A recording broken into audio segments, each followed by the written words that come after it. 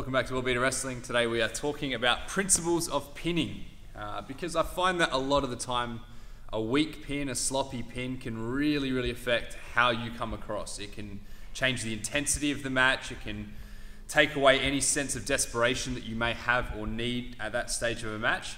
And really when it comes down to it, the principles are simple. And if you remember these, doesn't matter what type of pin you do, you should have the right idea. So obviously a pin, we need to pin their shoulders. Not their stomach, not their legs. We have to pin their shoulders. There's different ways to do this.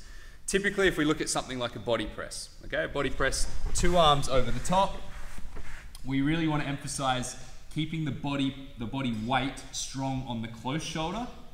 We can use our other arm on the far side shoulder. We can do things like trapping the arm, figure four or Kimura style if we want to. But as long as we are putting all of our weight over the shoulders, we're on the right track. Now, sometimes you'll see people use the forearm in the face, and I think often it gets taken as it's a sloppy way to do things. You come in, use the forearm, you're no longer pinning the far shoulder. But if we think to a lot of grappling principles, the best way to control someone is to control their head or their hips.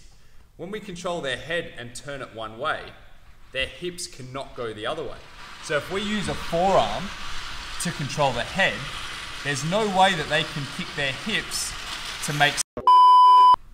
Take two without the distraction.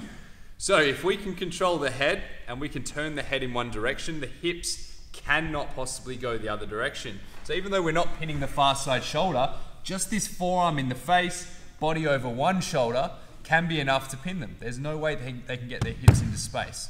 If we want to go more towards leg capture pins, it's the similar kind of theory. The only way that someone can kick out to space is if they can get one of their knees to the mat. If both of their legs are in the air, or if one of their legs are in the air, it becomes a lot more difficult. So if you are going to do a leg hook pin, you're going to come in, you're going to hook the leg. That's going to make it a lot more difficult to kick out. But don't forget to pin the shoulders. We don't want to be on the stomach. If we're going to be here, we're either going to shift our body weight higher, or we're going to pin the leg and we're going to roll up so we can put that body weight on the shoulders. So really when it comes down to it, just remember the principle of controlling the head, controlling the waist and the hips.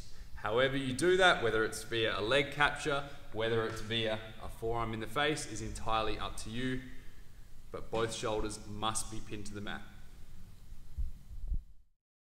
If you want to see more videos like this, click on the subscribe button, spread the word, and if you have any questions or requests for World-Beater Wrestling, don't be afraid to comment below.